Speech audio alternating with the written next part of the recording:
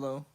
There are various programs you can use these alpha brushes for, but I'm going to use Nomad Sculpt for this example.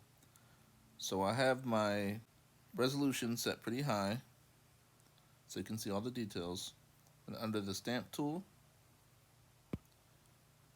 you're going to make sure your custom setting looks like this little table. Next, you're going to press this plus icon to input your image. I've already done this, but I'll do it again.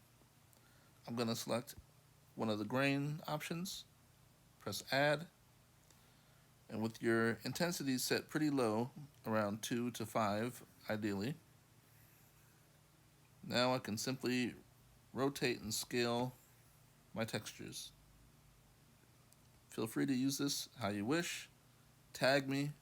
Let me know what you think of these brushes. Thank you.